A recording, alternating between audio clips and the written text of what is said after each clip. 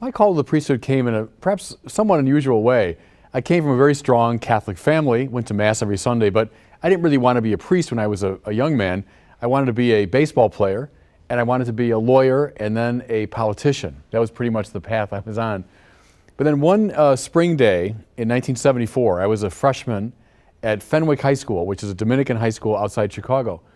And the young professor, he was a Dominican priest, presented to us one of Thomas Aquinas' arguments for God's existence. No one else in the class, I don't think, was very impressed by it, but for some reason, that was like a bell going off in my mind. It gave me a sense of the reality of God, which I've never lost. I was utterly fascinated by the fact that we could think our way to God. And that led me on a path to the library to read more of Thomas Aquinas. I remember my father telling me, well, couldn't you start with something a little easier? So I was 14 at the time, but I began reading this philosophy and theology. That led me then further into the experience of God, into a personal relationship with God. If God is real, God exists, and God is the highest good, shouldn't I give my whole life to Him?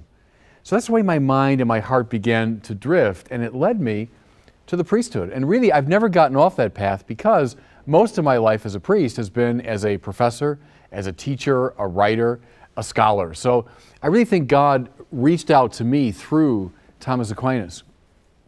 People ask sometimes about what advice I would give to a young person who's discerning a vocation. I would say this: stick with the theodrama and not the ego drama. The ego drama is what I want, my projects, my plans. The theodrama is what God wants, God's projects and plans, and they are always more fascinating than anything we could come up with. So be open to the theodrama, be open to a sense of surprise. That's the advice I would give. For information on the priesthood or religious life, log on to www.ewtn.com/religiouslife.